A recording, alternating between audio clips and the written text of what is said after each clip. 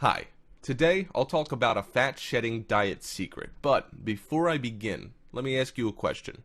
Have you ever asked yourself, why are you fat?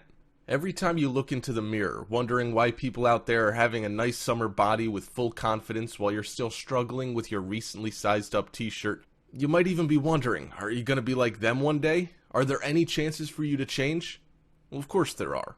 However, summer bodies don't come with ease. People spend time and effort to make themselves look good. But what's important is that you're healthy from the inside out.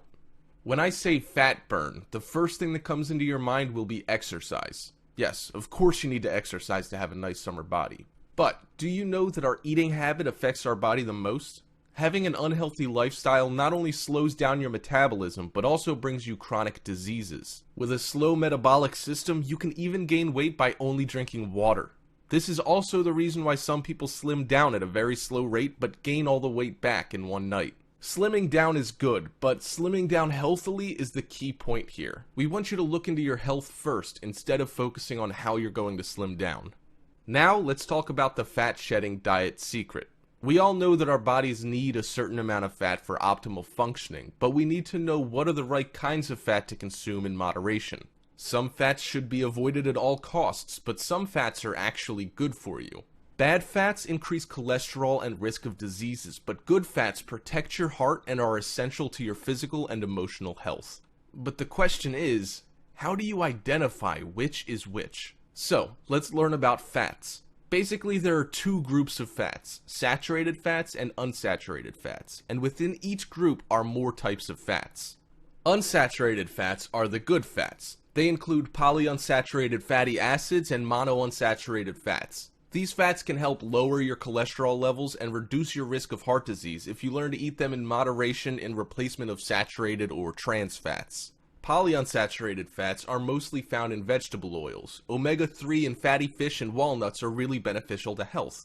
It helps lower both blood cholesterol level and decrease cardiovascular disease. Monounsaturated fats are a good source of antioxidant vitamin E. These types of fats are typically liquid at room temperature but solidify if refrigerated. Olive oil is a great choice. Mediterranean countries consume lots of it, as its dietary component is credited with the low levels of heart disease in those countries. Saturated fats are the bad fats found in animal products and in vegetable fats that are liquid at room temperature, such as coconut and palm. Saturated fats are bad if consumed in a large scale. You should keep it under 10% of your total calories. Let's talk about the evil fats here. We've been hearing a lot about trans fatty acids or trans fats these days. Trans fats are even more dangerous than saturated fats. These evil fats have absolutely no positive benefit to the human body in any way, yet they've been scientifically proven to harm the body in many ways. Trans fats can increase your bad or LDL cholesterol levels, lower your good or HDL cholesterol levels, cause heart disease, strokes, and diabetes. Artificial trans fats are extensively used in frying, baked goods like cookies, crackers, icings, packaged snacks, and certain margarines. You're probably consuming trans fats on a daily basis. Considering the fact that it's unanimously agreed upon by everyone in the nutrition field that trans fats are really bad for your health, you should either consume minimal trans fats in your diet or pretty much avoid completely for best results. Now that you've learned about fats, it's time to learn how to design your own diet to shed those extra pounds. Creating a weight loss diet that caters to your own taste preferences is the golden rule to a successful diet plan. Don't go for an extreme diet plan just because you're desperate for a drastic change in your weight. It's unrealistic and you rarely get to your goal. Ideally, small changes in a healthy direction over time works magic on your body. Follow these simple, magical steps to creating your own fat-shedding diet. Identify your current diet.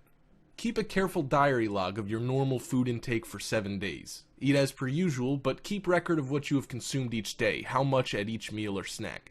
For example, how many bowls of cereal? 1 or 2? How much milk? What type of milk? And then you calculate the amount of calories you intake for each meal, add all 7 days total calories intake, and divide by 7. This will give you a good idea of the caloric intake you're currently consuming at your current body weight. Design a new diet. Dream big, but start small. Be realistic and take small steps towards big success. A safe weight loss that will most likely be permanently consistent is 1 pound a week. Do your math. 1 pound is equal to 3,500 calories. 3,500 divided by 7 days a week equals 500 calories each day. Identify your daily average calorie count and subtract 500 calories. However, keep in mind that you should not lower your calorie intake to less than 1,500 without advice from a professional registered dietitian. Play of substitution. Don't quit food. Learn to substitute healthier foods that you like and reduce portions of high-calorie foods that you like so you can achieve the new lower daily calorie count. Let's just say you love burgers and almost can't live without them. It's okay, eat a burger. But instead of eating the whole thing as is, lower its calorie count by cutting the portion size or substituting a certain ingredient. Eat half of it rather than the whole. Opt for lean chicken meat rather than fattening beef patty. A sprinkle of chili flakes instead of oozing chili sauce. The easiest and most possible way to achieve huge calorie savings is by changing the way your favorite foods are prepared. Avoid frying and rich or thick sauces. Opt for steam, bake, broil, roast, or even better, just eat it fresh. Next, I'd like to share with you the secret to staying full. Are you always hungry? Do you eat more than 3 meals a day but still feel hungry all the time? Have you ever wondered why? The secret is to reach for foods that satisfy your tummy instead of ones that only cater to your appetite but leave you hungry for more. In a study published in the American Journal of Clinical Nutrition, researchers found that some high-calorie foods, like bakery treats, not only don't make you full, but they actually trigger your appetite. In the research experiment, participants who were fed a meal of such foods actually ended up eating twice as much over the rest of the day, 3,000 calories in all, as compared to those participants fed a low-fat and low-calorie meal. Now, here's the deal. Find fitter fast food. Look for low-fat, low-calorie, and fulfilling options. Brown rice, grilled skinless lean meat, whole wheat bread, salads, they're extremely filling actually, soup, and best yet, plain water. Goes along with any meal and you'll feel full for sure. So, that's it. The ultimate secret to a fat-shedding diet. Learn about your food, eat smart, and you'll be shedding those fats away with not just a healthy body, but also a happy tummy. In this video, we'll talk about fat burn mantra and how to eat like a celebrity and not get fat. Believe it or not, it's all about the mindset. If your body is a car, your mind is the engine. Your mindset drives your body, it fuels your will and determination to work towards your goal. It can be difficult to achieve and maintain your ideal body shape and weight. It takes more than just healthy eating and regular exercise. A positive and motivated mindset is essential to keep going. If you tell yourself negative things, this is so hard, I can't do this, you're not gonna make it far. But if you encourage yourself with thoughts like, I can do this, nothing can stop me, I'm gonna lose 5 pounds by the end of the week, you're motivated to achieve your diet goals. Mindsets are assumptions or beliefs that you establish to govern your behavior and choices. There are 2 types of mindsets, fixed and growth-oriented. People with a fixed mindset think of the absolutes and allow little to no room for possibilities. They're fixated to their definite opinion and would not budge from that framed mindset. When faced with a challenge, they tend to take the easy way out to avoid failure and embarrassment. This is a psychological principle known as self-handicapping. People with a growth mindset strongly believe in possibilities. They're open-minded, willing to adopt new ideas, and learn to improve. They take on challenges even at the risk of failing. They're open to embrace failure because they know they can learn from it. To successfully shed fat, first shed your negative thinking. Research shows that one of the many important factors that influences weight loss is your attitude, whether or not you believe you can do it and if it is worth doing. It's a simple theory. What you think will affect how you feel and in turn the actions you take. Similar to how conventional medications often treat symptoms of disease without addressing the cause, weight loss diets often address your weight without addressing what has led you to be overweight. Being overweight is not as simple as eating too much or moving too little. There's an underlying combination of subconscious conditioning, self-worth issues, emotional difficulties, and more. You might be able to lose a couple of pounds by solely changing your diet and doing exercises, but it won't last long, as symptom-specific diets will only be temporarily effective. Addressing the underlying psychological cause that led you to be overweight while applying a balanced diet and exercise will ensure you long-lasting weight loss. Follow these life-changing mantras that could help you eliminate any sort of destructive thoughts that sabotage your body weight. Others' opinions don't matter as long as I love my body. Eliminate the fear of others' opinions. When we despise how we look and how we feel, our bodies reflect and adopt these ideas. Due to the environmental conditioning, many people think they must be thin to really love themselves. It's all because of others' opinions. But loving yourself must come first for your weight loss efforts to be effective. Shed your fears. Learn to love your own body and each small change that occurs to it through your dieting effort. Slow and steady. Learn as you go. If you lose your fats too fast, it may not last. A little goes a long way. Focus on progress over perfection because no perfection comes along without long-term progression. Be patient and work with a well-planned diet for the long run. Your body takes time to adjust to all the changes. A diet done in the right way will ensure that your body will be accustomed to the changes and that the effects are definitely longer lasting. I may not be where I want to be, but I'm better than where I was. I don't have enough time. 15 minutes of workout won't make a difference. Sound familiar? This is the kind of statement that gives you permission to veer from the healthy habits that help you lose weight. Don't find excuses. A tiny effort done is always better than none. 15 minutes each day rather than none at all is still going to make a change to your body regardless of how significant it is. Always remember that every small step taken is a step closer to your goal. Never underestimate yourself. Now, I'll share with you how to eat like a celebrity and not get fat. When you see photos of Rihanna's slim but glamorous silhouette or Jessica Alba's flat post-pregnancy tummy, you probably wonder how celebrities stay so lean and how they always manage to snap back into shape in the blink of an eye. Truth is, some celebrities go to strange and outrageous lengths to get or stay thin, even though most of them swear that their perfect bodies come from exercising and eating clean. It's risky to just blindly follow with those alleged diet plans of celebrities. But fret not, because here are some legit, useful, and healthy tips quoted directly from A-list celebrity trainers you could steal and not be wary of the risk. Tips from celebrity trainers. Number 1. Celebrities eat breakfast. Number 2. They pick their veggies. 3. They snack. Healthy snacks, of course. And number 4. They don't stop drinking water. Now, let's talk about the first tip. Celebrities eat breakfast. We all know the importance of breakfast, but there are still many people skipping their breakfast on a daily basis. Celebrity trainer Gunnar Peterson, trainer to Jennifer Lopez, Penelope Cruz, Leah Remini, introduced the idea of eating within 30 minutes of waking up in the morning. You want to send your body a signal that you're not starving, so it starts burning fat, says Peterson. Try oatmeal, scrambled egg whites, fruits. These ingredients provide filling fiber, protein, and vitamins. Research shows that breakfast eaters are more successful at long-term weight loss as it helps jumpstart your metabolism and prevents overeating throughout the day. Here's tip number 2. Be picky in choosing your veggies. No, celebrities don't plan and pick their own veggies. They're taught by their trainers to be picky in what veggies they eat. Here's a tip to slimming down a few inches for a be-seen event. Nutritionist Carrie Wyatt made famous singer Fergie stock up on watery veggies and fruits, lettuce, celery, cucumbers, watermelon, grapes, to help get rid of bloating as those veggies work by flushing out your system. Cauliflower, broccoli, cabbage, and pears lead to gas and bloating, so if you'd like to be seen lean for the night, remember to avoid these right before an event. Tip number 3. They snack. Healthy snacks, of course. Trainer Valerie Waters had her clients, Jennifer Garner, Elizabeth Berkley, carry 150-calorie snacks wherever they go.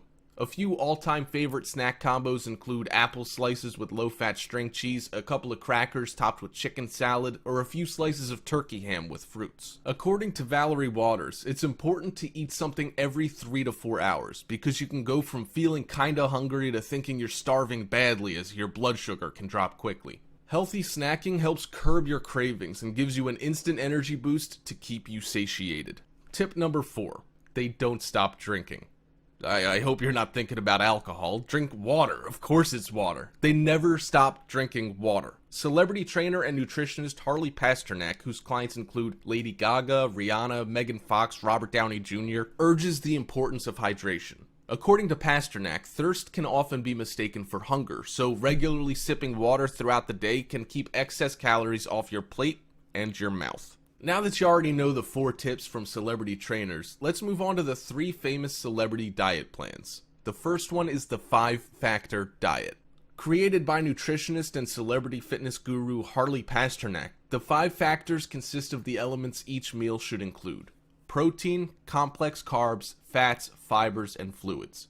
This diet plan requires you to eat 5 meals a day with recipes of no more than 5 ingredients. And guess what? You get one cheat day per week, where you're allowed to eat anything you'd like. Celebrities like Eva Mendes, Alicia Keys, Megan Fox, and Katy Perry are the followers of this diet. The next diet plan is the Zone Diet.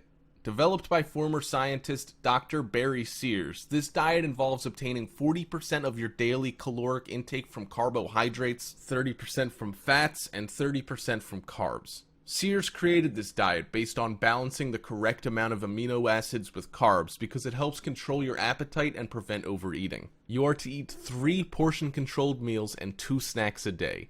Famous Hollywood celebrity Jennifer Aniston was such a big fan of this diet, some even called it the Jennifer Aniston diet. And lastly, the Pressed Juicery.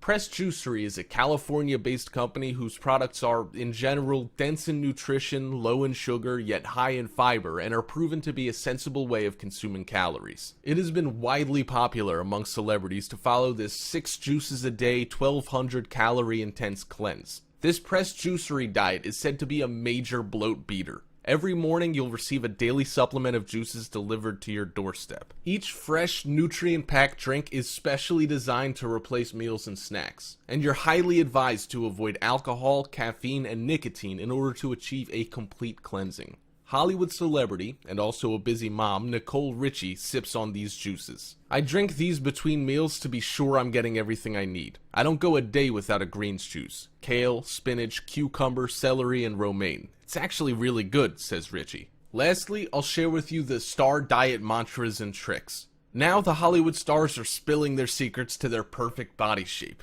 Aren't you excited? Nicki Minaj's secret is no sugar or starch. She lost 10 pounds by giving up Snickers and sides of potatoes 3 days before a big shoot. Hilary Duff's secret is simply treat yourself. She does boxing drills and runs a lot. She eats a lot of chicken, but she rewards herself too.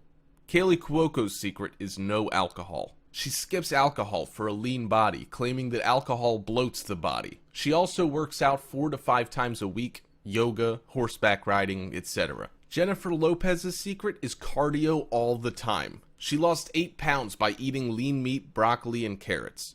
Jessica Simpson's secret is oatmeal in small portions. She eats small portions of chicken and oatmeal. She also does strength training sessions 3 times a week. Miranda Lambert's secret is to have everything in moderation. She plans her daily intake. If her breakfast is high in calories, she picks a low-calorie dinner like grilled chicken and sweet potatoes. She still snacks on her must-have snacks, Cheetos, by doing daily hour-long cardio drills. Ashley Tisdale's secret is, again, breakfast. She always starts her day with fresh fruit, an egg white omelet, and whole wheat toast. And there you have it. All the secrets from top celebrities to start blasting those fats away. Hope these tips and tricks motivated you and encouraged you to start burning those fats away from your body.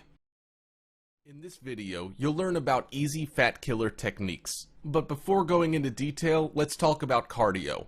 The word cardio is short for cardiovascular. Cardio workouts are endurance exercises that strengthen the circulatory system consisting of the heart and blood vessels in your body. People do cardio over long stretches of time as it makes the heart beat faster and pump more blood through your system, bringing nutrients and oxygen to every cell. Cardio workout can simply be explained as a physical exercise of low to high intensity that depends on the aerobic energy generating process of the exercise you do. It's any activity that gets your heart rate raised to 50 to 75% of your maximum heart rate. Calculate your maximum with the formula 220 minus your age. For example, if you're 25 years old, 220 minus 25 equals 195. Cardio workout burns calories in your body. Most people do cardio training to lose weight, gain body mass, train stamina, etc. There are different intensities to cardio exercises. Low or moderate intensity exercise normally leaves you feeling slightly breathless but still able to comfortably talk to someone. Low intensity exercises include walking, swimming, or cycling. On the other hand, high intensity exercises will leave you speaking in short sentences as you sweat and breathe rapidly. High intensity exercises include running, sprinting, aerobic classes like Zumba, or circuit training. It is commonly believed that long, slow, and low-intensity cardio is best for fat loss as it utilizes aerobic exercises that burn fat during exercise, while some find high-intensity cardio more effective for fat loss as it burns higher amounts of overall fat. So the question is, how do you know which one is better? Low intensity or high intensity? The short answer is that the best type of cardio, whether low or high intensity, is the one you will do consistently over time. The optimal plan is to start at lower intensity if you're new to cardio and slowly work your way up to higher intensities as your endurance and cardiorespiratory work capacity improve. The reason is because beginners doing high intensity training are highly prone to body burnout due to continuous hardcore training that causes strains towards your body, especially your muscles and joints. Burnout will leave you feeling extremely tired, cranky, exhausted, and too worn out to stick with your routine. If you're a beginner, try interval training. Warm up at a low intensity and alternate 1 minute of high intensity with 1 minute low, or you can call it recovery intensity. As you progress, you can then start to either increase the intensity or the duration of the high intensity part, or decrease the duration of the low intensity part.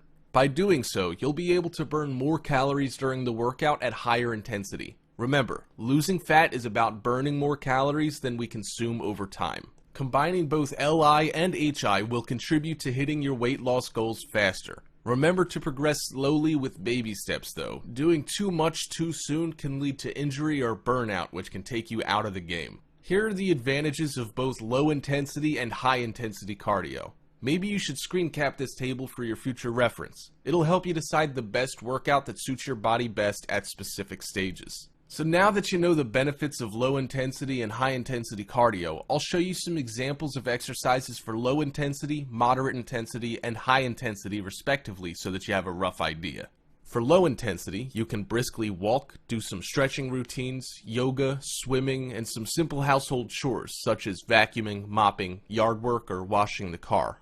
For moderate intensity, you can do speed walking, cycling, basically up-leveling any low-intensity exercise by a notch will simply work as a moderate intensity workout. For high intensity, you can do aerobic exercises, jump rope, high-speed running or jogging, push-ups, or jumping jacks. Now I've prepared a 10-minute beginner high-intensity workout. Here's a little tip for a beginner HI cardio workout for you. Complete 3 sets of 20 seconds of work, 10 seconds of rest. First step. Jab, cross, front, right side. Stand with your right foot in front of the left, hips facing your left side. Bring your arms up into a boxing position. Jab or punch forward with the right arm, then throw a cross punch with the left arm, letting your body rotate as your left arm crosses over your body to the right. Your body weight should be over your right foot, with your back heel picking up off the floor slightly. Bring both arms back into your body, shifting your weight back to the starting position and facing front. This is the front move. Repeat on the left side. Second step, jab, cross, front, left side. Third step, jumping jacks. Start by standing upright with your feet at hip width apart and your arms at your sides. Jump your feet out while raising your arms. Repeat as fast as possible. If a regular jumping jack is too difficult, step side to side while raising your arms instead. Fourth step, sumo squats. Position your feet a little more than hip width apart and point your toes out at a 45-degree angle. Keeping your weight in your heels, back flat and chest upright, lower yourself until your thighs are parallel to the floor. Engage your glutes and quads and push back to the start position. Repeat. Cool down with an overhead stretch, reverse lunge, and forward fold. All you have to do is follow the killer cardio plan. Using this workout schedule as a framework, you can easily add in any cardio exercise that falls into the corresponding workout style. Have you ever seen some weight loss TV program where some contestants lose a big amount of weight only to gain it back almost right away? Ever wondered how and why that happened? It's all because of the yo-yo effect. What's the yo-yo effect? Yo-yo effect, also known as weight cycling, is the cyclical loss and gain of weight, resembling the up and down motion of a yo-yo. Losing weight quickly by doing a diet plan, then regaining it falling back into your eating habits or failing to stick to your exercise routine will lead you towards the yo-yo effect. A classic yo-yo dieter's weight goes up and down but rarely stays in one place for long. People who do diets without consistency tend to fall into a vicious circle. After each weight loss, the weight regain that follows is worse than the previous one, which then makes them diet even more severely than last time. Such a yo-yo effect can lead you to put on more than 20 times of your normal weight, or worst case, obesity. So, what are the causes? Number 1, too difficult diets. A diet plan that is too restrictive to follow over a long period of time. Number 2, overexertive exercises. This causes burnout and difficulty to keep it up in the long run. Number 3. Unbalanced diet. The same nutritional mistakes will be reproduced a few weeks or months later. Number 4. Extreme dieting. This causes depression and fatigue, resulting in difficulty to sustain the willpower to continue. The common reasons of yo-yo dieting seen above are what drive yo-yo dieters to eating more than they would have before dieting, causing them to rapidly regain weight. When psychological factors kick in, it's almost impossible for dieters to sustain their willpower. Therefore, old eating habits and lack of exercise cause fat and weight to bounce back as much or even more. The yo-yo effect is dangerous. Why? Because the regained weight is increasingly difficult to lose. Imagine you're struggling to lose 10 pounds, and now you have to lose 20 pounds due to the rebounding weight.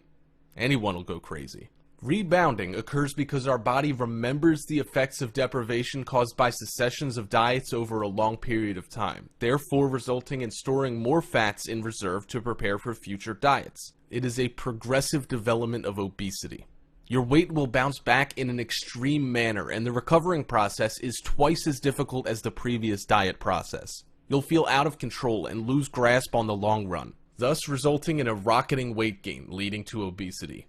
Besides, emotional distress leads to depressive disorders. The suppression from previous extreme diets are bound to cause you depressive disorders like insomnia, depression, dysthymia, bipolar. Such disorders will interfere with your daily life, affecting your normal functioning and cause pain to you and your loved ones. Thus, you'll have a higher possibility of having high blood pressure, high cholesterol, gallbladder disease, or cardiovascular disease, arteritis, infarction, etc. Inconsistent food intake, unbalanced nutrition, on and off extreme exercise workouts, and emotional instability will eventually drive your body haywire. Your body won't be able to familiarize itself with all the changes done within an inconsistent time frame and manner. All of the above dangers will eventually lead to the possibility of a shortened lifespan.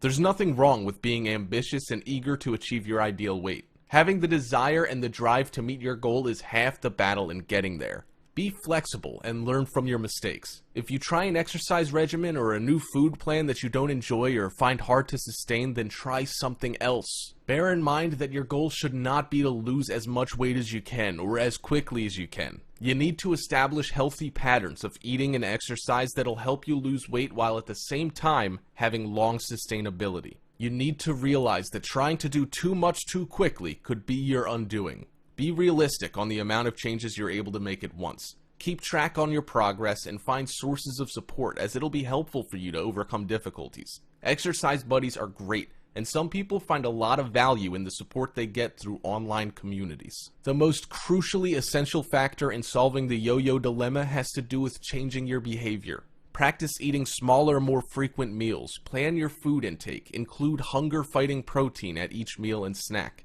Plan ahead, keep track, enlist help. A quick sprint might get you to the finish line if you're lucky, but chances are you're going to be left exhausted and out of the game. When it comes to successful weight loss, slow and steady definitely wins the race. In this video, you'll learn about easy yoga practice. Yoga is an ancient Indian philosophy that dates back thousands of years. It was designed as a path to spiritual enlightenment, but in modern times, the physical aspects of Hatha Yoga have found huge popularity as a gentle form of exercise and stress management. There are many different varieties of yoga, but each one essentially relies on structured poses, asanas, practiced with breath awareness. Researchers have discovered that the regular practice of yoga may produce many health benefits, including fitness and normalization of blood pressure. Yoga is a renowned antidote to stress. Over time, yoga practitioners report lower levels of stress and increased feelings of happiness and well-being. This is because concentrating on the postures and the breath acts as a powerful form of meditation. If you can breathe, you can do yoga, well-known Iyengar teacher Patricia Walden once said. Hence, yoga is becoming so popular today. Do you know what the biggest benefits of yoga are? Number 1, improved strength. Routine and consistent practice of the various yoga asanas has helped people to build strength and improve lean muscle mass, most notably with respect to several muscle groups underutilized in chosen athletic disciplines of swimming, cycling, and running. These gains have enhanced core body stability and significantly impeded overuse injury by strengthening the supportive but otherwise underdeveloped muscles surrounding the more utilized muscles, creating a more balanced and optimally functional overall strength. Number 2. Balance. Through a consistent yoga practice, you'll notice that your coordination and balance have improved immensely. Why is this important? Better balance and coordination means enhanced control over how you move your body, which in turn leads to better technique and form. Number 3. Flexibility. Yoga invariably improves joint and muscular flexibility, which is crucial to the body's overall structural soundness. Enhanced joint and muscle pliancy translates to a greater range of motion or an increase in the performance latitude for a particular movement or series of movements. For example, a swimmer with supple shoulder and hip joints is able to capture and pull more water than a swimmer with a more limited range of motion. The result is more forward movement per stroke as well as enhanced muscular economy. In turn, this increased range of motion provides a greater ability to strength condition a particular muscle group due to the amelioration in overall force that can be exerted with each movement. Number 4. Free your mind. The ability to create a stress-free mind is a significant benefit of yoga practice. The physical practice is used as a tool to enhance breath control, which helps improve focus and concentration, allowing clarity of thought and clear decision-making. It is a valuable tool in any sporting arena. Mental practice in any sport will teach you how to gain control of your emotional states so arousal levels and anxiety don't impede your performance. Number 5. Reduce anxiety and stress. Yoga helps you reduce cortical levels and increase calming hormones, improve cognitive function, reduce blood pressure and heart rate, and increase immune function. These benefits combine to allow for better rest, sleep, and recovery, as well as provide the ability to think more clearly under pressure. Here are 3 tips for yoga practice. Number 1. Side effects and risk. Number 2. Things to consider. Number 3. Training, licensing, and certification. Let's talk about the side effects and risk of yoga practice.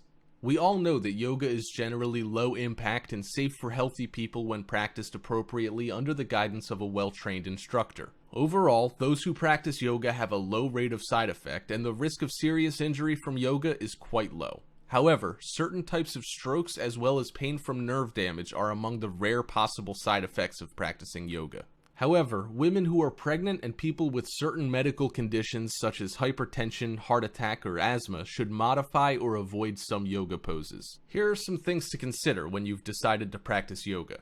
If you're considering practicing yoga, do not use yoga to replace conventional medical care or to postpone seeing a healthcare provider about pain or any other medical condition. If you have a medical condition, talk to your healthcare provider before starting yoga. You should ask a trusted source to recommend a yoga practitioner. Find out the training and experience of any practitioner you are considering. Besides, you need to know that everybody's body is different and yoga posture should be modified based on individual abilities. Carefully selecting an instructor who is experienced with and attentive to your needs is an important step forward in helping you practice yoga safely. Ask about the physical demands of the type of yoga in which you are interested and inform your yoga instructor about any medical condition you have. Carefully think about the type of yoga you're interested in.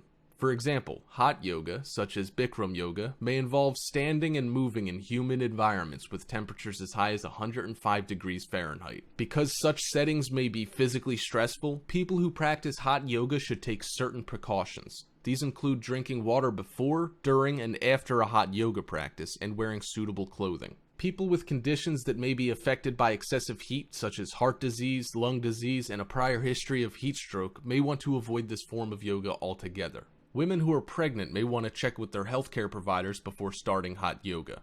There are many training programs for yoga teachers throughout the country. These programs range from a few days to more than 2 years. Standards for teacher training and certification differ depending on the style of yoga. There are organizations that register yoga teachers and training programs that have complied with a certain curriculum and educational standards. For example, one nonprofit group, the Yoga Alliance, requires at least 200 hours of training, with a specified number of hours in areas including techniques, training methodology, anatomy, physiology, and philosophy.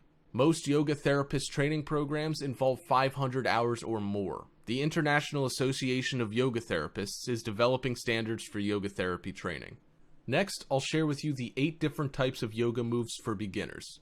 We have the warrior pose, tree pose, triangle pose, seated twist, upward facing dog pose, pigeon pose, crow pose, and child's pose. And here's how you do the warrior pose. First, stand with your legs 3 to 4 feet apart.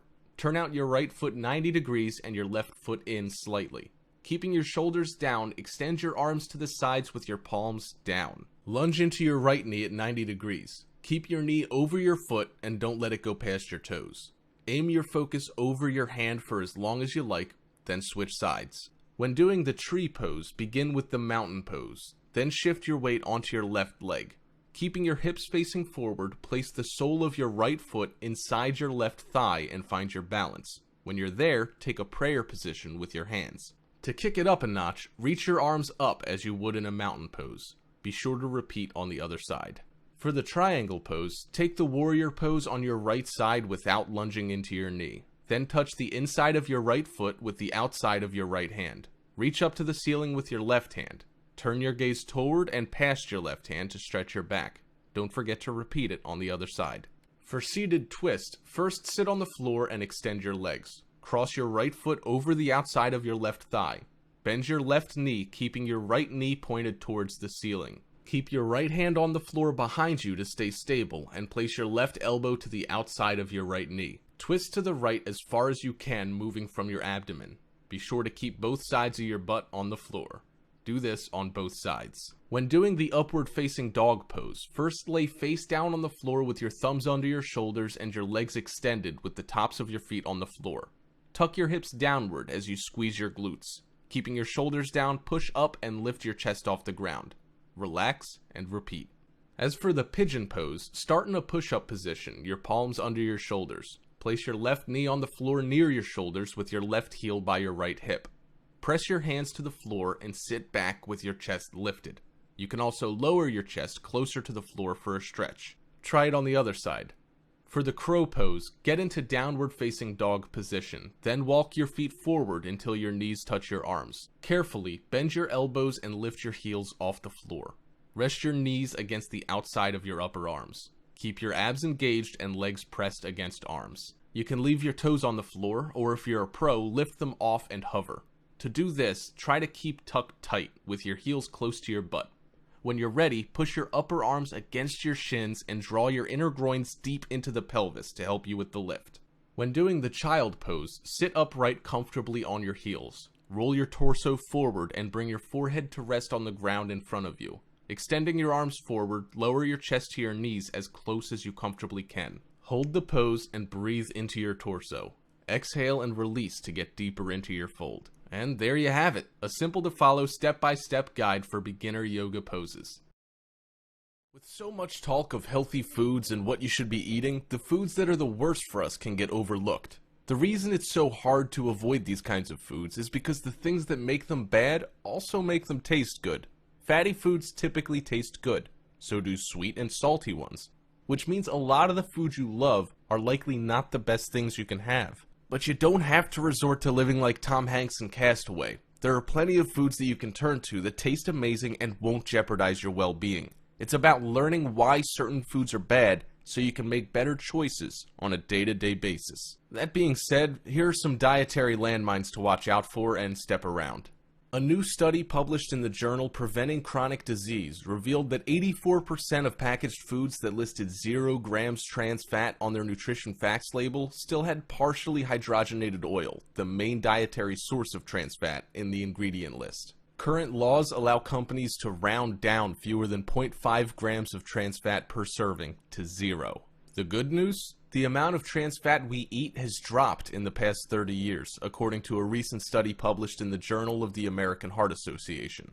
Men are consuming 32% less trans fat and women 35% less than they were in 1980. Still, 1.9% of men's daily calories and 1.7% of women's daily calories come from trans fat today. The American Heart Association recommends limiting trans fat to no more than 1% of total calories consumed. Even a few daily grams of these fats increase bad cholesterol, decrease good cholesterol, and clog arteries. And Harvard researchers estimate that trans fats cause up to 228,000 cases of heart disease and 50,000 deaths annually. Since 2 grams is the most you should have in a day, allowing food with 0.5 grams or less to call themselves trans fat free is a real problem. Simply said, you're best off avoiding trans fat containing foods completely. I'll also show you some quick examples of food rich in trans fat that you might not even be aware of.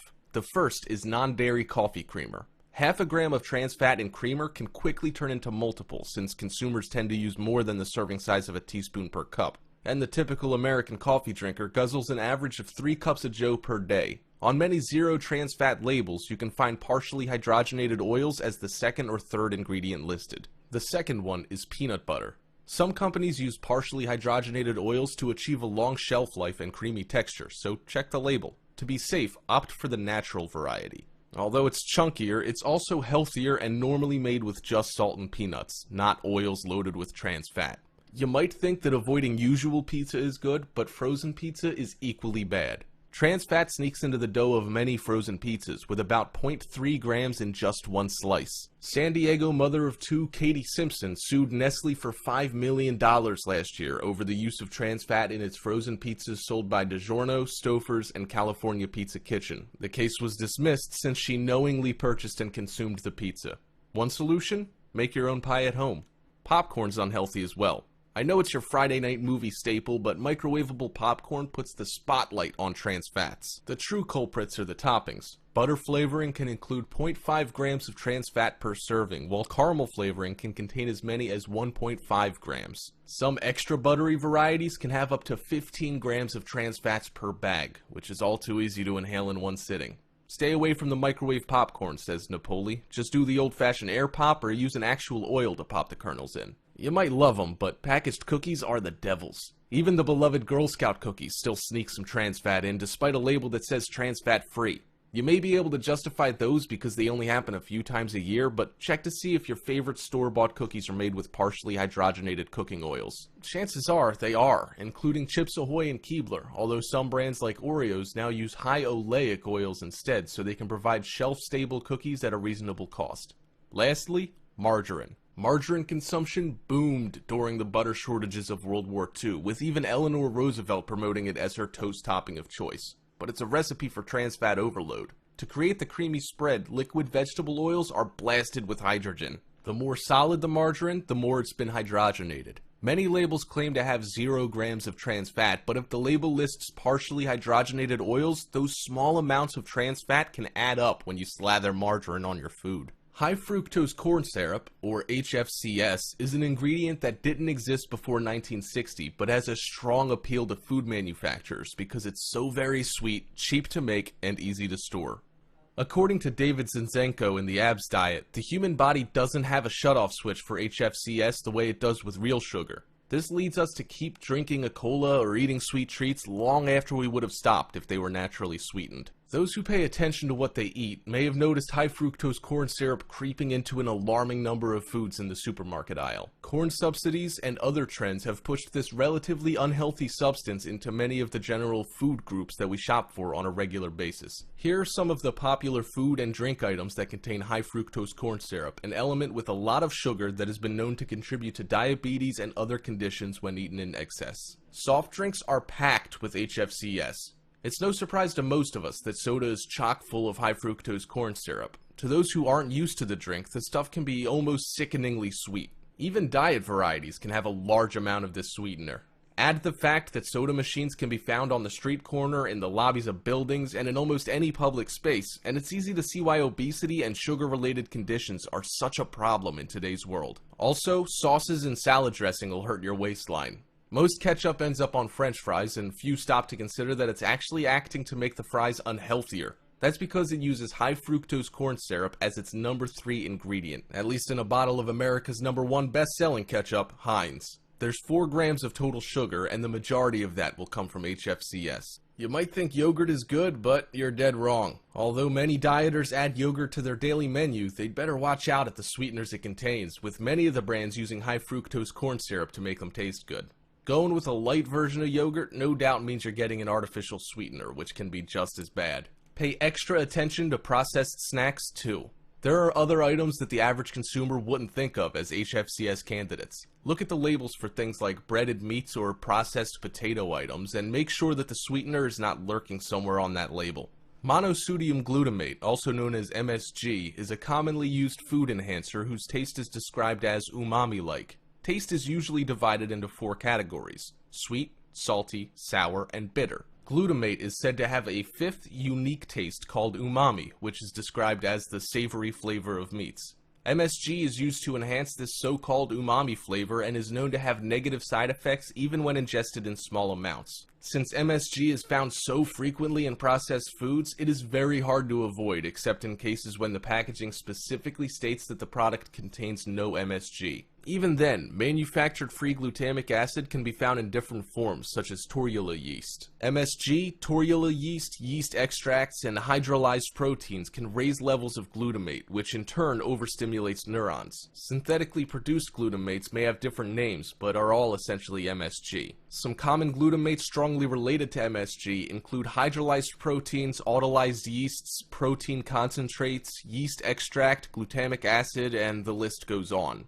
These glutamates can be found in very common grocery items such as low-fat yogurt, canned soups, chips, and most ranch and cheese-flavored foods. In a 2014 study published in Life Science, researchers found that young rats treated with MSG were more susceptible to developing anxiety and depressive behaviors. Examples of food rich in MSG are vegan breakfast sausage, bacon bits, veggie burger and nuggets, and fried food. Walk into any big grocery store and you'll find that artificial sweeteners are everywhere. They're tucked into soft drinks, baked goods, and fruit juices to make them taste sweet without the extra calories. Most products that contain artificial sweeteners are usually labeled as diet or reduced sugar, but not all are. You can even find some in foods that claim to have natural ingredients. Because they're not always clearly labeled on food packaging, consumers may not realize that they're eating them. Artificial sweeteners have been under the spotlight for decades now, as health food advocates point out that they come with a list of side effects, much like a drug. The side effects that are claimed by those against sweeteners like aspartame include some really severe conditions, such as depression, insomnia, blindness, tinnitus, hives, and a contributing factor to things like Alzheimer's and MS. Examples of foods rich in artificial sweeteners are light food and beverages with the word light or low sugar, Diet Coke, and packaged snacks. High levels of sodium, or salt, can really wreak havoc on your body. Not only does it cause you to retain water, but it also increases blood pressure and can lead to complications with the heart. Almost all heart patients are put on a low-sodium diet, whether they suffered a heart attack, stroke, or are at risk for them. It makes sense to watch your sodium levels long before it reaches the point of a doctor telling you to do so or forcing you onto a diet to help save your life. Foods high in sodium are cheese, salty snacks, frozen meals, bread, and tortillas. Foods high in calories can really add to your waistline in a hurry if you're not careful. The reason they're so sneaky is because you can consume hundreds of calories quickly and not even be aware of it. A popular dieting theory is that the fewer calories taken in, the more weight you'll lose, all else being equal. That's why you see people going on low-calorie diets and trying to burn calories in the gym. You don't have to go to extremes, but minding the calories you consume will lead to a healthier you. Examples of food choices high in calories are pasta dishes, chocolate, and chia seeds. It's not as if you have to go low carb or no carb, but you should still keep an eye on your carbohydrate intake. In fact, there's even a recommended daily allowance set at 130 grams. Why are too many carbs unhealthy? Foods high in carbohydrates will be digested quickly and tend to increase your blood sugar levels. This causes a release of insulin, which produces glycogen, which gets stored in the body as fat. They're also responsible for making you feel hungry again quickly and can lead to more eating and overeating than would otherwise happen. Examples are bagels, coffee drinks, and movie popcorn. In this video, we'll talk about fat burn supplements and detox plans. The majority of adults in the United States take one or more dietary supplements either every day or occasionally. Today's dietary supplements include vitamins, minerals, herbals and botanicals, amino acids, enzymes, and many other products. Dietary supplements come in a variety of forms: traditional tablets, capsules, and powders, as well as drinks and energy bars. Popular supplements include vitamins D and E, minerals like calcium and iron, herbs such as echinacea and garlic, and specialty products like glucosamine, probiotics, and fish oils. The pursuit of health has never been more informed. We know more about the fields of medicine and nutrition than ever. Technological advances now allow scientists and clinicians to predict one's susceptibility to certain diseases or conditions by analyzing the DNA in cells obtained from a cheek swab. We know that the conditions a fetus is exposed to in utero can influence the risk of disease in adulthood. We've come so far in understanding the biology of our bodies and the biochemistry of the nutrients and other substances we ingest. The United States is recognized among the leaders of the world in technology and medicine. And yet, despite all these advances, Americans are unhealthier, more overweight or obese, more prone to chronic disease than ever. Where did we go wrong? All products labeled as a dietary supplement carry a supplement facts panel that lists the contents, amount of active ingredients per serving, and other added ingredients like fillers, binders, and flavorings. The manufacturer suggests the serving size, but you or your healthcare provider might decide that a different amount is more appropriate for you. However, there are things that you really need to know before you start consuming it. Number 1, effectiveness. Number 2, safety and risk. And number 3, quality. Number 1, effectiveness. If you don't eat a nutritious variety of foods, some supplements might help you get adequate amounts of essential nutrients. However, supplements can't take the place of the variety of foods that are important to a healthy diet.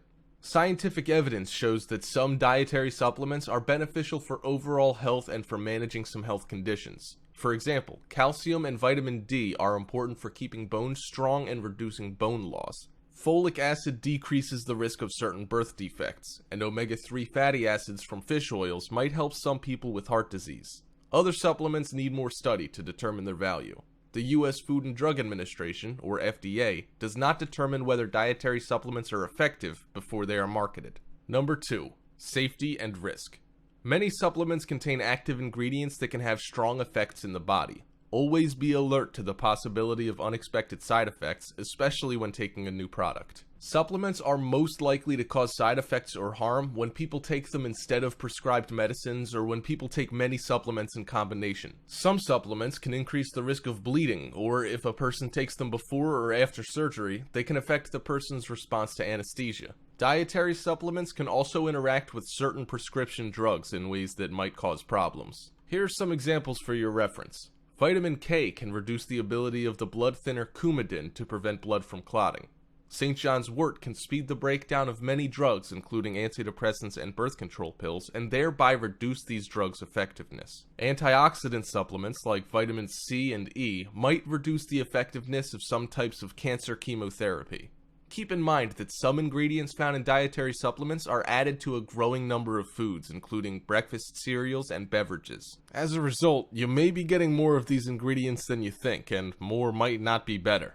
Taking more than you need is always more expensive and can also raise your risk of experiencing side effects. For example, getting too much vitamin A can cause headaches and liver damage, reduce bone strength, and cause birth defects. Excess iron causes nausea and vomiting and may damage the liver and other organs. Be cautious about taking dietary supplements if you're pregnant or nursing. Also, be careful about giving them beyond a basic multivitamin or mineral product to a child. Most dietary supplements have not been well tested for safety in pregnant women, nursing mothers, or children. Number 3, quality. Dietary supplements are complex products. The FDA has established quality standards for dietary supplements to help ensure their identity, purity, strength, and composition. These standards are designed to prevent the inclusion of the wrong ingredient, the addition of too much or too little of an ingredient, the possibility of contamination, and the improper packaging and labeling of a product. The FDA periodically inspects facilities that manufacture dietary supplements. In addition, several independent organizations offer quality testing and allow products that pass these tests to display their seals of approval. These seals of approval provide assurance that the product was properly manufactured, contains the ingredients listed on the label, and does not contain harmful levels of contaminants. These seals of approval do not guarantee that a product is safe or effective. Organizations that offer this quality testing include US Pharmacopeia, ConsumerLab.com, and NSF International. For much of the 20th century, nutrition research focused largely on the health risks and benefits of single nutrients. The findings translated into public health messages telling us to reduce fat, limit cholesterol, increase fiber, get more calcium, take vitamins E, C, and D, and so on. But as scientists learn more, they're finding that the health effects of food likely derive from the synergistic interactions of nutrients and other compounds within and among the foods we eat. This has led to a shift from nutrient-based recommendations toward guidelines based on foods and eating patterns. There's no single healthy diet. Many eating patterns sustain good health. What they have in common is lots of fruits, vegetables, and whole grains, along with healthy sources of protein and fats. Consistently eating foods like these will help lower your risk for conditions such as heart disease, stroke, diabetes, and certain forms of cancer. If you'd like to make this largely plant-based approach to eating one of your good health goals, well, here's how to get started. First, build a better plate.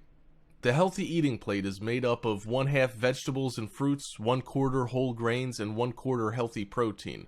Whole and healthy are important words here. Refined grains, think white breads, pastas, and rice, have less fiber and fewer nutrients than whole grains such as whole wheat bread and brown rice. Healthy proteins include fish, poultry, beans, and nuts, but not red meats or processed meats. Many studies have shown that red meats, and especially processed meats, are linked with colorectal cancer and that you can lower your risk for heart disease by replacing either type of meat with healthier protein sources. So eat red meat sparingly, selecting the leanest cuts, and avoid processed meats altogether.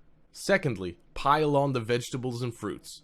Vegetables and fruits are high in fiber and contain many vitamins and minerals as well as hundreds of beneficial plant chemicals, or phytochemicals, that you can't get in supplements. Diets rich in vegetables and fruit can benefit the heart by lowering blood pressure, cholesterol levels, and inflammation, and improving insulin resistance and blood vessel function. In long-term observational studies, people who eat more fruits and vegetables have a lower risk of heart disease, diabetes, and weight gain, and those who eat more fruit also have a lower risk of stroke. Thirdly, go for the good fat. At one time, we were told to eat less fat, but now we know that it's mainly the type of fat that counts. The most beneficial sources are plants and fish. You can help lower bad LDL cholesterol by eating mostly polyunsaturated fats, including vegetable oils and omega-3 fatty acids found in fish, seeds, and nuts, and canola oil, and monounsaturated fats in avocados and many plant-based oils such as olive oil and canola oil. Saturated fats, mostly found in dairy and meat products, and trans fats, hydrogenated fat found in many fried and baked goods, boost LDL cholesterol and triglycerides, increasing your risk of heart disease. Worse still, trans fats reduce your good HDL cholesterol. Next, drink enough water. Many foods contain water, so you may get enough every day without making a special effort, but it can be helpful to drink water or other no-calorie liquids such as black tea, coffee, or carbonated water with meals or as an alternative to snacking. A reasonable goal is 4 to 6 cups of water a day. Finally, eat breakfast. It's easy to skip breakfast when you're in a rush, aren't hungry, or want to cut calories, but a healthy morning meal makes for smaller rises in blood sugar and insulin throughout the day, which can lower your risk of overeating and impulse snacking. Eating breakfast every day is one characteristic common to participants in the National Weight Control Registry who have lost at least 30 pounds and kept the weight off longer than a year. So, should you take supplements? In the 1980s, many nutritionists and some physicians began to recommend and take vitamin supplements. However, as described in Cast of Characters Vitamin A to Zinc, the evidence for the health benefits of most supplements is not strong. Notable exceptions are fish oil for cardiovascular disease and vitamin D for bone health. Although foods that contain vitamin A and beta-carotene as well as vitamins B, C, and E are clearly good for health, taking supplements of these vitamins has no proven health benefits. Well, what about a simple multivitamin? These pills, which also usually contain multiple minerals, are the most popular among all dietary supplements. 50% of Americans take them on a regular basis, shelling out more than $20 billion annually on these products. On an individual basis, a daily multivitamin won't set you back that much. A year's supply of many popular brands costs about $30. However, despite widespread belief that multivitamins will prevent chronic diseases such as cancer and heart disease, there's no evidence to support such claims. The National Institutes of Health convened a meeting on multivitamin and mineral supplements in May 2006. The State of the Science statement it issued was extremely cautious. Present evidence is insufficient to recommend either for or against the use of multivitamin/multi-mineral supplements by the American public to prevent chronic disease. The experts noted that the heaviest users of vitamin and mineral supplements are Americans who probably need them the least. Those who are well educated, have higher incomes, exercise, and already have healthy diets. A 2008 study in Archives of Internal Medicine that tracked nearly 162,000 participants in the Women's Health Initiative found that multivitamins have no effect whatsoever in 10 health-related categories, including cancer, heart attack, and stroke. Supplement takers didn't live any longer either. Here are some potential dangers of consuming supplements. Number 1. Potential pitfalls. Number 2. More isn't always better. Now, let's talk about potential pitfalls. Shopping for any kind of supplement can be confusing. A staggering array of multivitamins and other supplements crowd the shelves of pharmacies, grocery stores, and specialty stores, and many more are now available over the internet. Before you buy, it's wise to realize that some of these products may offer much more, or possibly less, than you really need to enhance your health. Dietary supplements may legally contain vitamins, minerals, herbs, amino acids, enzymes, organ tissues, and a few other substances. In short, practically any ingredient promoted as a way to bolster your diet and presumably your health. The FDA does not certify supplements for safety or effectiveness the way it monitors drugs. Under the Dietary Supplement Health and Education Act of 1994, the FDA cannot approve supplements or demand that manufacturers undertake rigorous studies to prove their worth. The FDA doesn't set potency or dosage standards either. Manufacturers are left to police themselves, and before a worrisome supplement can be pulled off the market, the FDA has to prove that it creates a significant health risk. This can be a problem, as is made clear by a January 2009 Consumer Lab report. The consumer watchdog organization tested the quality and contents of 29 of the leading multivitamin and multimineral products for adults and children sold in the United States and Canada. 8 products did not meet the claims stated on their labels or had other quality issues, while another 12 provided levels that may be too high for healthy people. For example, one men's multivitamin supplement contained just over 2,000 micrograms of folic acid, which is twice the safe upper limit for that vitamin. While supplement manufacturers can't legally claim to prevent, treat, or cure specific diseases, they can come pretty close. They're allowed to make structure-function claims that sound impressive to most consumers. A product may build strong teeth, or improve memory, or boost the immune system. Manufacturers can make these assertions without supplying a stitch of proof to any agency. Your cue for healthy skepticism should be the words printed alongside, "This statement has not been evaluated by the Food and Drug Administration." Certain health claims backed by substantial scientific agreement and not limited to particular brands can appear on supplement bottles. For example, supplement manufacturers can advertise that calcium helps protect against osteoporosis and folic acid may prevent neural tube defects in fetuses because these statements are borne out by science and have been carefully evaluated. Also, more isn't always better. Many people who take supplements subscribe to the idea that more is better without carefully considering the arguments for or against their choices. They may take a handful of other supplements along with their multivitamin. At best, they may be wasting their money. At worst, they may be endangering their health. Take vitamins C and A, for example. Once your blood level of vitamin C reaches the saturation point, which occurs if you take about 200 milligrams per day, your body usually excretes the excess. That's why vitamin C toxicity rarely occurs. However, people who consistently take too much vitamin A won't be as fortunate.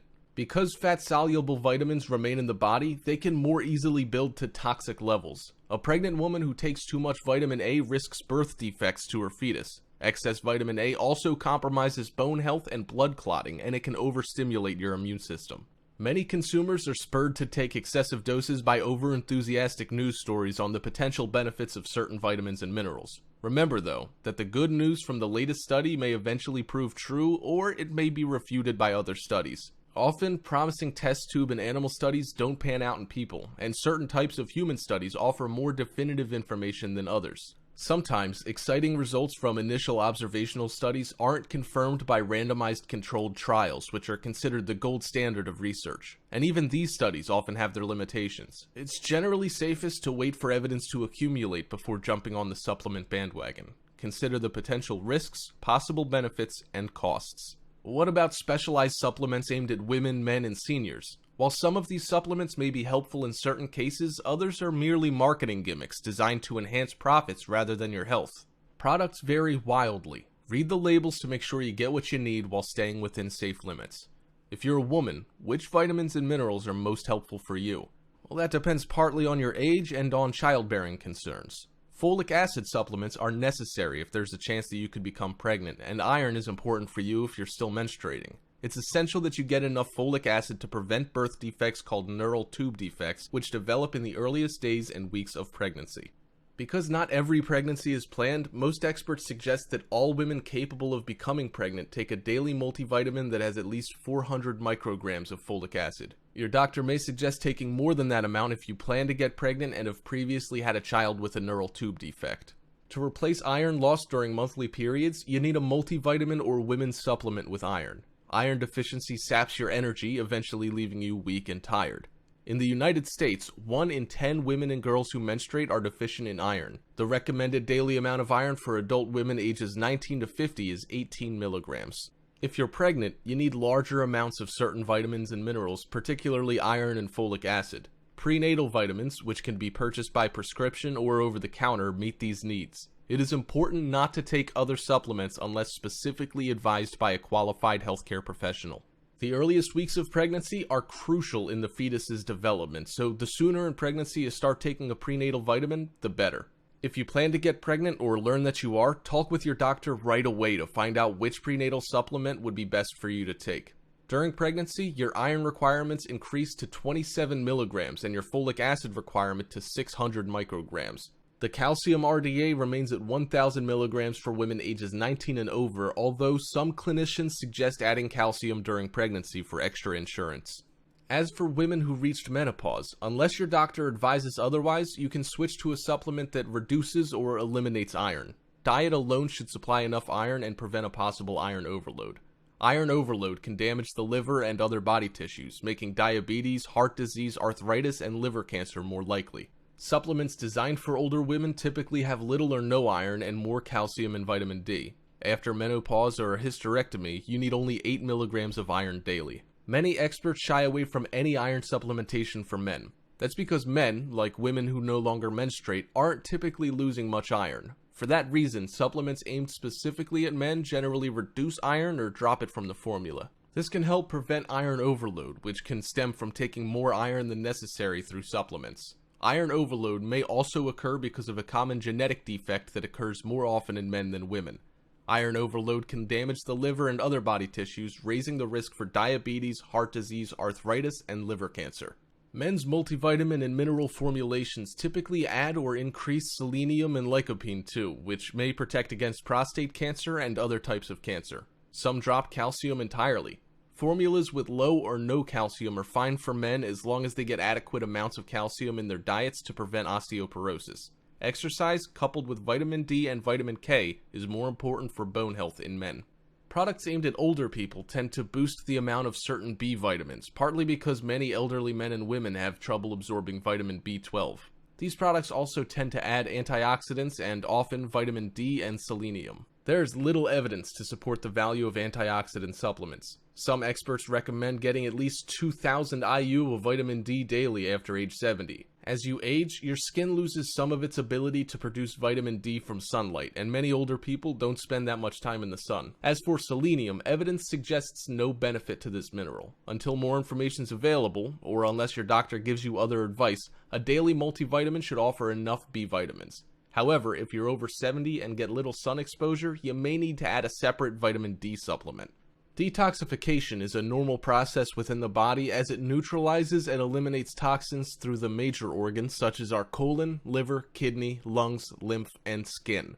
Our bodies do it naturally every day. In fact, it's one of our most basic automatic functions. But what if our self-cleaning system's overloaded by our unhealthy lifestyle and exposure to environmental toxins? According to many healing experts, detoxification through special cleansing programs may be the missing link to disease prevention, especially for immune deficiency diseases like cancer, arthritis, diabetes, chronic fatigue syndrome, and candida. Our chemicalized diet with an overabundance of animal protein, too much saturated fat, and too much caffeine and alcohol radically alters our internal ecosystem. But even if your diet is good, a cleanse can restore your immune system and protect yourself against environmental toxins that pave the way for disease-bearing bacteria, viruses, and parasites. In the animal kingdom and in traditional cultures, routine fasting and allowing the body time to clean itself out has been a normal practice. Just think how many showers you take in a year to clean the outside of your body, and then how many cleanses you do in a year to clean the inside of your body.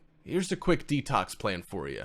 On rising, take a large glass and add the juice out of 1 fresh lemon and crush a thumbnail size of fresh ginger. Fill the rest of the glass with room temperature or warm water. Before starting work and breakfast, mix wheatgrass or barley grass powder and spring water to make a green drink to alkalize and energize the cells of your body and accelerate the cleansing process. It'll taste a little weird to start with, but as your bloodstream pH levels drop, your taste buds will adjust to the flavor. For breakfast, break your fast with a fresh vegetable juice of 4 medium-sized carrots, 1 beetroot, 1 cucumber, 1 handful of baby spinach, and 1/4 cup parsley. Take 1,000 milligrams of vitamin C and 2 1,000 milligram flaxseed oil capsules. Between breakfast and lunch, have a caffeine-free detox tea of peppermint, ginseng, licorice root, ginger, or chamomile, or a special natural laxative tea. More green drink as you need it. During lunch, have a small to medium serving of brown rice with a mixture of raw and steamed vegetables. Choose from broccoli, shiitake mushrooms, bok choy, radishes, rocket, spring onions, watercress, garlic, and ginger. Season with sea greens and flavor with 1 cup of miso soup or lemon juice and extra virgin olive oil. Take 1 1,000 milligram tablet of vitamin C. In mid-afternoon, have another vegetable juice of carrot, apple, and ginger to boost your energy levels. For early dinner, have a freshly squeezed vegetable juice of 2 carrots, 2 tomatoes, a handful of spinach leaves, 2 celery ribs, half a cucumber, and half a green bell pepper. Add 1 tablespoon of wheatgrass or barley powder. Take 1 1,000 milligram tablet of vitamin C. Before bed, relax your body with a detox tea of peppermint, ginseng, licorice root, ginger, or chamomile tea, or fresh mint and green tea with cardamom pods. And there you have it. Follow this program as closely as possible for a minimum of 3 days to really see the results. You can experiment with the vegetable juices throughout the day, but just make sure you're not adding too many sweet fruits. Ideally none at all, as these add to the sugar or acidic load in the body, which is what we're trying to avoid during this cleanse. So, what's the recipe? 1. Detox meal consists of pesto mushroom and black olive tapenade. 2.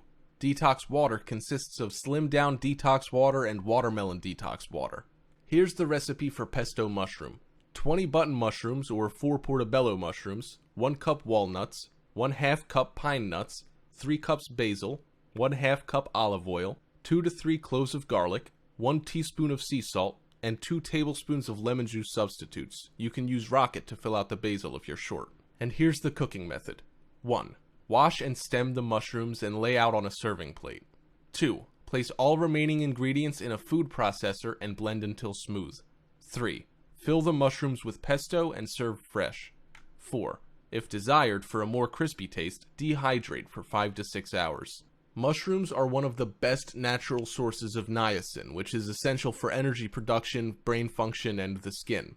It also helps in balancing blood sugar levels and lowering cholesterol. Nuts, seeds, and their cold-pressed oils should be included in your diet on a regular basis, as they contain high levels of the essential fatty acids, or EFAs, or good fats.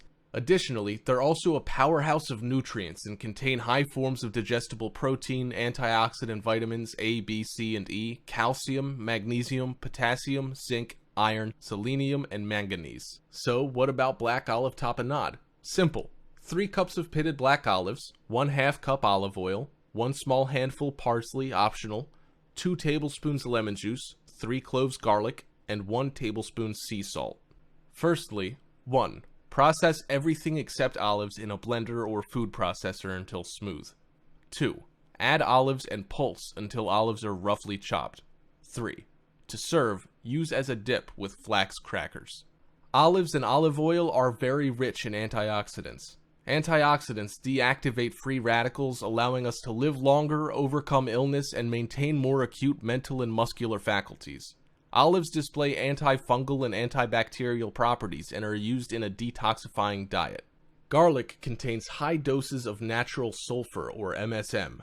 MSM provides elasticity, movement, healing, and repair within the tissues. It greatly enhances the structural integrity of connective tissue and joint cartilage and has been shown to reverse arthritic conditions including pain and inflammation. MSM is renowned as a beautifying nutrient, the best natural food cosmetic in the world. MSM, through its ability to continuously build and rebuild perfect collagen and keratin, is able to make our hair, nails, and skin shine with radiance. You can buy MSM on its own, which we recommend as a supplement to a healthy diet. The powder tastes awful, so we'd suggest the capsules. Parsley is a nutrient powerhouse containing more vitamin C than citrus fruit. It even contains vitamin B12, mostly thought to be only bioavailable in dairy and meat products. B12, apart from being found in parsley, is also available in blue-green algae and spirulina and is normally synthesized in the intestine when an abundance in healthy bacteria is present. B12 is needed in the body from making use of protein and helps the blood carry oxygen. Also, here's the recipe for slim down detox water. 1/2 gallon spring water, 1/2 grapefruit sliced, 1/2 cucumber sliced, 2 to 3 mint leaves, 1/2 lemon sliced, and 1/2 lime sliced. Simply combine all the ingredients in a pitcher. Allow the ingredients to chill in the refrigerator for 1 to 2 hours before serving. Drink throughout the day or discard after 24 hours. Here's what you need for watermelon detox water. 2 cups seedless watermelon, cubed, and 4 cups of water. Firstly, place watermelon in pitcher and cover with water. Let it sit for a few hours in the refrigerator before drinking so the water gets all the nice watermelon flavor. Lastly, here's the recipe for raspberry and mint scented water. 2 liters cold spring water or filtered tap water. 2 tablespoons raspberries, fresh or frozen. 2 tablespoons fresh mint leaves. And 1 lime. To get more flavor and juice out of your lime, microwave for 30 seconds. When cool, slice. Place raspberries, mint, lime, and water in a large jug.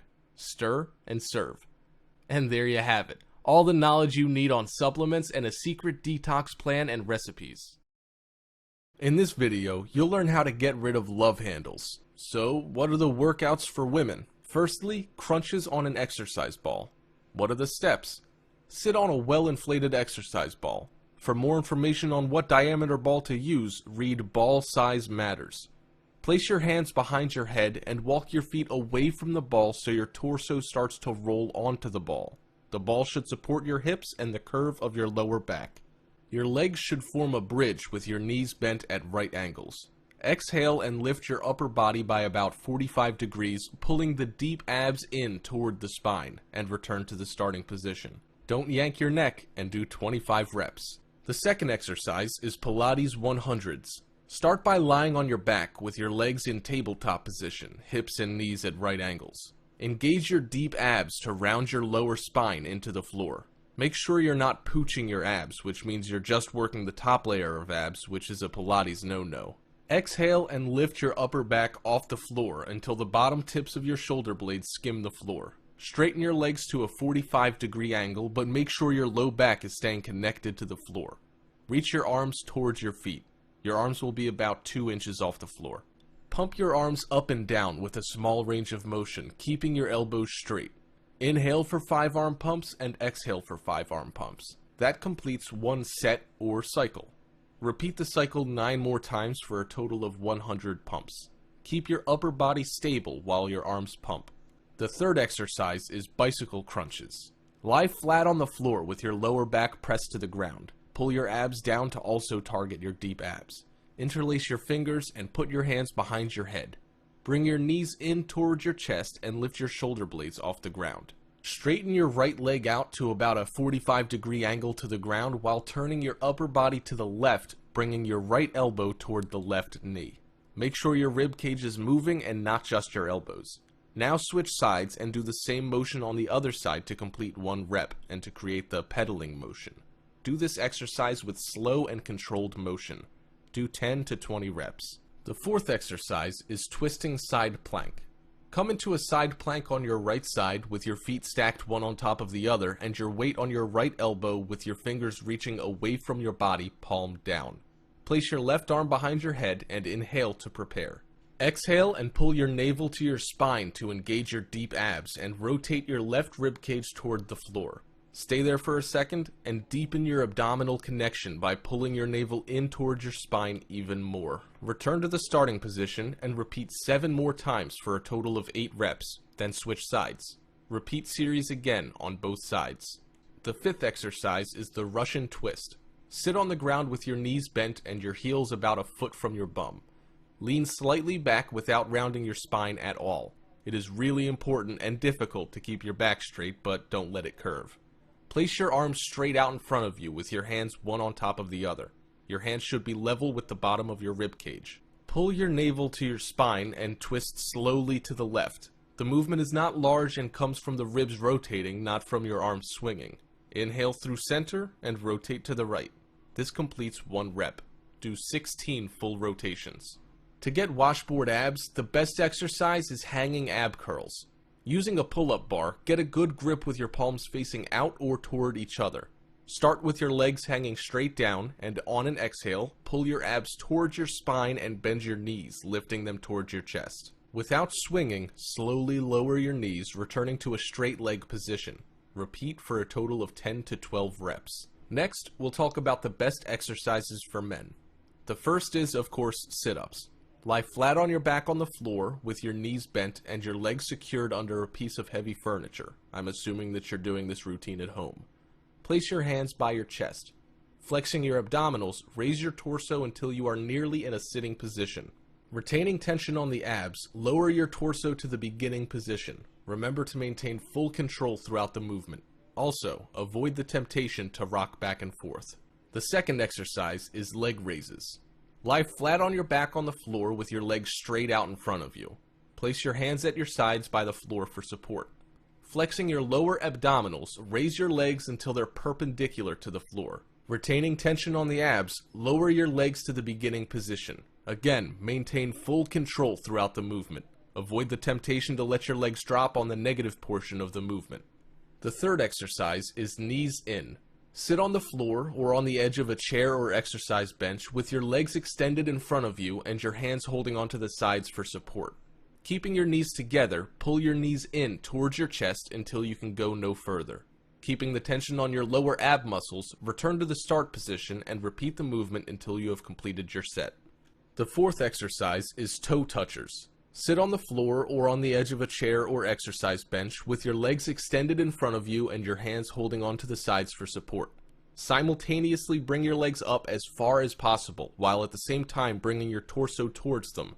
Return to the start position and repeat the movement until you have completed your set. Note, this is a modified version of a V-up. In a true V-up, your starting position is lying down on the floor and bringing yourself up with no arm support. The fifth exercise is crunches. Lie flat on your back on the floor with your legs in front of you, bent at the knees. Place your hands by your chest. At this time, raise your shoulders and torso as far as possible from the ground in a curling movement without raising your back from the floor. Retaining tensions on the abs, bring your torso to the starting position. To slim down, you have to alter your energy balance. There are simply two ways to accomplish this. Either take in less calories or spend more energy through exercise. The easiest way to boil down your consumption is merely cut back on the size of your meals and or the total high-calorie foods you eat. This doesn't mean that you have to give up any certain food. Bear in mind that there's more to a beautiful body than just utilizing effective wellness products. You need to be on a total preventative healthcare and wellness program that involves diet, nutrition, making a point that your body gets the proper nutrients, and exercise. Optimum body functions today require any added help they can get, as most people don't go through the trouble to consume foods that are healthy and beneficial for them. Therefore, there's a need to make a conscious effort to source out essential vitamin types of foods and include them into the daily diet plan for hoped good conditions.